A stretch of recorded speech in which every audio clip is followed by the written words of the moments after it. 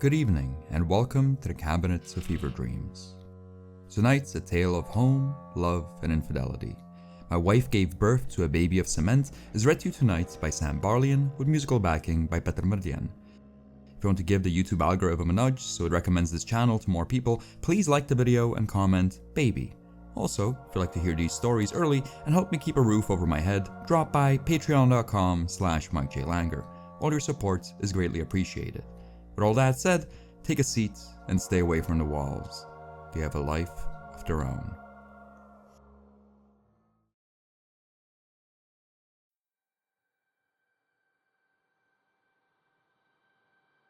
They gathered around her, gently cooing and whispering in a language I couldn't comprehend. The dread-haired cultists surrounded my wife as they paid their respects to the newborn, and from the corner of the room which I'd been exiled to, I couldn't see the child. It wasn't until I stood up and pushed my way past the foul-smelling hippies that I caught sight of the infant. It wasn't human. It was far from human. It was a creature of cement. At first, the child didn't seem alive. It sat in my wife's embrace like a heavy, plump statue of an infant poorly sculpted from rough stone. I found some calm in that thought. It meant one less incomprehensible problem for me to deal with. Before the concept of a stillborn of stone could completely reach my mind, however, the baby spoke. Mama, Mom, Hud. The child's voice was defiantly inhuman, and with each movement of its thick neck, dust and flakes of stone fell from its massive head. Yet the gathered crowd erupted in joyous laughter. Even my wife, exhausted and drained from delivering her inhuman spawn, managed a smile. With soft words spoken in a language I couldn't comprehend, she raised the cement infant to her breast. The child had no eyes to speak of, only hollow sockets where its eyes should be. As it fed, however, wisps of blue light started to flicker in its skull holes. At the sight of the blue shine, the gathered crowd buzzed with excited murmurs. I, on the other hand, found my knees growing weaker and weaker by the second. As the child fed, I managed to steel myself and bear witness. When I saw blood start to bubble around my wife's breast, however, I felt the need to retreat to my seat. Mama, Petar Mrdjen. With another burst of raucous laughter, the cement infant was torn from my wife's bloody breast. 3 of the gathered cultists quickly left the room. The first, a young girl of no older than 19, returned within minutes. Running up the stairs in bare feet, she emerged with a large vase of milk. The girl struggled with the jug, for it was nearly as big as she was. The moment she entered the room, however, the cement infant leapt to the floor, seized the vase in its dusty, stubby fingers, and proceeded to drink. The sudden jump of the stone baby shocked the girl, and its landing made a dent in the cottage's creaky wooden floor, yet good spirits quickly returned to the room. Mama, Petar Mrdjen, Yabit. Like a terrible sponge, the baby grew with the consumption of the milk. With the jug empty, the inhuman infant crawled across the floor and sucked at all the spilled milk with its lipless mouth. As the child crawled, the room was filled with joy and laughter once more. The cement baby, however, was not satisfied sucking at the floor. Tato, Mama, It roared, crawling in my direction. Yabit. The blue flames resting in its skull glowed with a hungry ferocity. I demanded someone tell me what the infant's words meant, but no reply was given. Instead, the room of cultists went quiet. The joy and celebration had faded from their faces. They simply watched as the inhuman child crawled toward me. I kept on demanding a translation, but I soon understood what the cement infant wanted. It was grinding its stone teeth, It was hungry. The inhuman child, which I had not sired, was hungry, and I was next on the menu. The door opened once more. One of the cultists had returned. She was an older woman, with her hair so matted it must have gone at least a decade without being cut.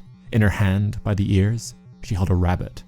The cute animal was immediately deemed more interesting than me, and with some difficulty, the cement infant turned around on the floor. As it crawled towards the rabbit, the child's mouth dribbled gravel. The blue hue in its eye sockets grew bright enough to illuminate the room.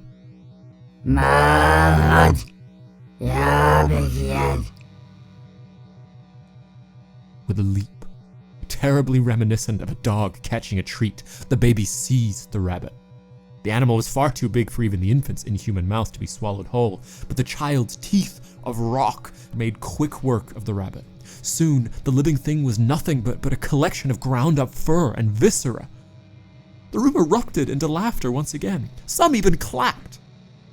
To me, the visage of the stone infant gnashing apart the rabbit was a nauseating sight. Yet to everyone else in that room, even my wife, it was the pinnacle of wholesomeness. Before the infant could probably finish grinding up the rabbit, there was a commotion on the stairs. The scuffle seemed to involve some gruff threats, but it ended as quickly as it began. After a brief silence, the man who'd driven me to the village entered. In tow, he had an old villager, who in turn held rope tied around a goat's neck. The goat was sheer white and had lively green eyes. He regarded the curious audience in the room with a sort of awkwardness, almost as if he had no business being in the cottage to begin with. The old man didn't seem comfortable either. He kept himself small, as not to draw any attention. When the goat noticed the cement infant, he buckled, nearly throwing the old man to the ground. The animal stayed still when the rope was tugged, yet it viewed the monstrosity on the floor with utter fear. The goat's coat of white turned to a gentle shade of blue. With utter fascination, the cement infant stared at the animal, and then, without shifting its rough body in the slightest, it turns its head to face my wife. Mama. The baby boomed when its cement neck ground into place. Mama. Mówił kozlatko. With a smile, my wife nodded yes. Briefly, our eyes met. Her expression didn't change in the slightest. The rabbit was silent when it was slain, but the goat was not. Even past the laughter and cheering of the cultists, I could hear the life seeping out of the animal in terrible notes. I averted my eyes. The sight was too gruesome to watch. It wasn't until I was staring at the floor in a desperate attempt to retain my sanity that I noticed I was wearing my wife's jacket. I must have grabbed it by accident during our sudden departure from the apartment, and in that moment I was happy for my folly. In the right pocket of the jacket, I found exactly what I needed. A packet of cigarettes. Blue L&Ms. A familiar packet of paper and plastic. Simply holding the pack made me feel better. Knowing that somewhere out there, off in the distance, there's a factory which creates hundreds of thousands of those packages a day. Calmed me. Made me feel like there was a semblance of order in the world beyond the shrill screeches of the goat. I didn't think it would be a problem for me to light up a cigarette. The floor was already filled with fur and viscera and spilled milk. I didn't think anyone in the room would even notice. But they did. The moment I took a puff, I heard shouting. One of the cultists nearly swung at me in anger, but my wife calmed him. With a wave of the hand, she dispelled all the anger and said something in Czech to the gathered crowd. "Smoke in front of baby? You are a monster," my would-be attacker said, ushering me to the door. Taking a break from feasting on the goat's entrails, the cement infant coughed as I was marched past it. When the old man saw that I was being ushered out, he started to head towards the door as well, but he was quickly stopped by one of the cultists. I was allowed to leave. He was not. As I walked down the stairs, I met another cultist. He also had a goat on a rope. When he entered the room, the gathered crowd cheered. The old man, I imagine, stayed silent. The terrible sounds of the goat could be heard well into the front yard of the house on the hill. It wasn't until I descended into the village proper that I found a semblance of peace. Beyond the road, a stream bubbled. Wind whistled through the budding trees above.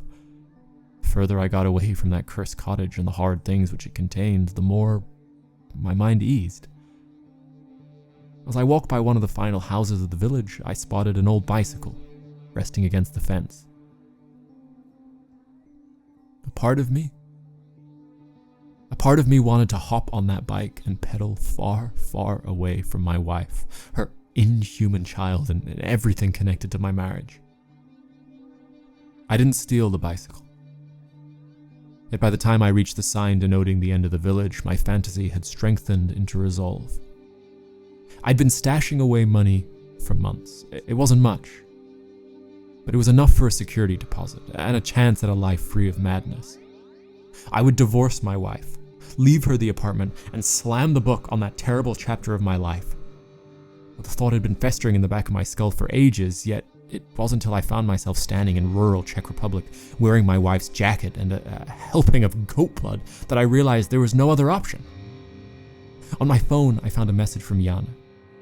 She said my situation sounded dangerous.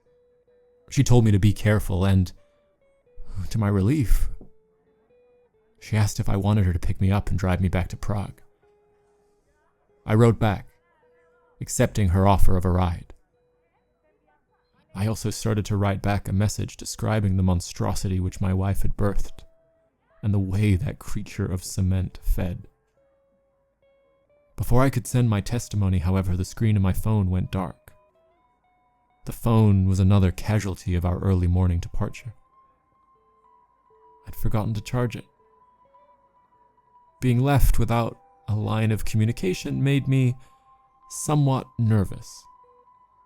But the country air calmed most of my qualms. According to the phone, Jana had seen my message before the battery ran out. I'd sent her the location well in advance. Her arriving seemed only a matter of time, and I was in no rush to return to the cottage. Right by the sign, I found a wooden log on which I took a seat. I sat there for what felt like just a couple of minutes, but must have been hours. The D1 highway was still well within sight, and the long-haul trucks that rumbled down it reminded me of the city. Yet sitting there in the country air, looking at a fledgling wheat field sway in a spring breeze, it all helped me forget about the terrible cement child feeding at the top of the hill. For a long while, time became immaterial. As the sun started to dip into late afternoon and the skies started to grow dark, however, I found myself worried about my journey back home. I still had hopes of Jana picking me up, but I feared that without a functioning mobile phone, the process would take much longer. The thought of the cement baby still existing and feeding atop the hill terrified me. But I soothed my soul with the thought that I was essentially invisible to the cultists. Even though much of the home was lit with candles, I recalled seeing electricity sockets all over the house. My presumption was that I could go to my wife and exchange a promise of a quiet exit from the marriage for an iPhone charger. My presumptions were wholly off base. It wasn't entirely dark when I walked through the village, or perhaps my eyes had waned over the past couple of months of my exhausted lifestyle, perhaps my mind had gone soft with all the horror I'd witnessed. Either way, it took me far too long to notice that something was wrong with the home atop the hill. It wasn't until I was standing in the front yard that I saw that the back of the house had collapsed. By then, I was wholly committed to leaving my wife, yet perhaps out of instinct, or perhaps because romantic love is a drug which never truly leaves the system, I yelled out her name. And I set myself in the rubble at the back of the house in hopes of finding her. Before I had even reached the mess of wood and stone, the pile of debris moved on its own. Tato. The cement monstrosity roared as it shed its disguise. Mamad. The thing, with its large head and stubby limbs, was still shaped like an infant, yet that's where all resemblance stopped. The inhuman baby of stone had grown leagues since I had seen it last. Before, it had been the size of a large dog. Now it was the size of a large kitchen. Its burning blue eyes shined like searchlights, and its dull stone teeth were covered in dried viscera and dust. I didn't speak its terrifying language, but I understood what it wanted. It wanted me. It wanted to eat me. I ran as fast as I could down the hill. The massive child crawled slowly, and I nearly thought myself safe, yet just as my steps were starting to slow, the cement baby leaped. Like a 10-ton frog, the monstrosity landed straight behind me, sending chunks of road flying through the sky like shrapnel. The landing had tipped the cement creature over, yet it was clear there was no outrunning it. Seeing the old village bike still propped up against one of the fences, I seized it. My attention was wholly focused on the inhuman infant behind me and a desperate need for escape. Yet, as I started to pedal the bike, I heard an old man shouting. I saw him very briefly. He ran after me wearing a sheepskin vest and shaking his fist. I don't know what the Czech word for thief is, but I think he was yelling that. Soon enough, however, his screams lost all words. Before he could fully notice the monstrosity behind him, it was already leaping through the air. I focused on the road, on the pedals, on my escape, yet I could still hear the old man's death rattles past my deafening heartbeat and wind in my face. Tato. The terrible creature behind me thundered. Pořád mám hlad. I didn't pay attention to its words, for I had bigger worries. The chain on the bike had begun to rustle. I had hoped it could deliver me far enough from the child to hide, but it couldn't. Just a couple of meters outside the village, the bike came to a sudden stop. Repairing the bike on the spot was out of the question. I'm an IT specialist with very little skills outside of the virtual realm. Running, as well, was an impossibility. The fall and harshness of the village road had torn through my pants and bloodied my knees. There was no escape. Soon enough, the road broke into shrapnel once more. Tato. The cement baby boomed, its eyes aflame. Sněd jsem kozlátko. Sněd jsem mámu. Sněd jsem dědečka. A teď sním tebe. It wasn't until the child was within crawling distance that I noticed. Beyond its filthy, massive teeth, there was complete darkness. The child would masticate its prey with terrible jowls, but beyond the dentures of rock, there was nothing but darkness. I knew there was no escape. I knew I only had a slim chance at survival. Tato, já. The terrible voice turned to nothing but dark vibrations. The world beyond the cement mammoth's jowls stank and felt of hot asphalt.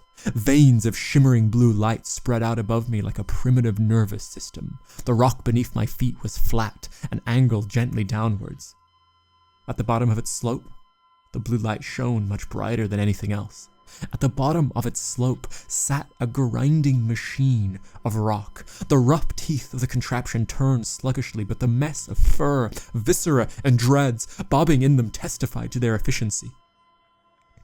The cement baby had eaten all the cultists and my wife. If I wasn't careful, it would eat me too. Luckily, the ramp down towards certain death was slight, and I could easily keep my balance. Unluckily, the cement baby's body quickly shifted. After the initial shock of me jumping in its throat wore off, the infant climbed to its feet and nearly sent me tumbling down into the grinding teeth of its stomach. The innards of the creature filled with dust and a mucus-like tar that dripped from above. It was only by sheer luck that I managed to wedge my feet and arms into 2 gaps of stone. Beneath me, the grinding teeth started to speed up with a terrible sound. At first, I thought myself safe to have caught a grip. But the cement infant soon started to twist and turn. With each movement, the rocks that I held onto shifted, nearly crushing my fingers. Frenzied, I searched for a way to survive. With my mind flayed with terror, all I could think of was the stern cultist who had chastised me in the morning. "You smoke in front of baby, you monster." Holding on for dear life, I navigated a cigarette from the pack into my mouth. I nearly lost my footing lighting it up, but the results were instantaneous. The moment the plume of smoke left my mouth, the baby stopped shifting. It coughed, and its horrid stomach teeth ceased to move. Instead, a dark liquid started to bubble up and put out the blue shine. I puffed away at the cigarette like a madman, and the baby coughed and coughed like a bubbling volcano ready to erupt. The black liquid below shook and popped. When the child finally puked, I was washed away with the tide. I found myself lying on the edge of a wheat field, covered in a dark, viscous slime and bits of fur.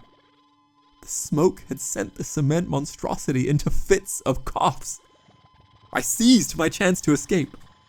With throaty barks that echoed through the dark countryside like thunder, I leapt into the field of unripe wheat.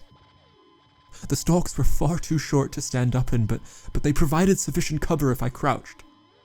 With little grace, I moved as swiftly into the field as I could. When the terrible cough ceased and the blue shine of the infant's gaze returned, I laid myself prone against the cold earth. It searched for me.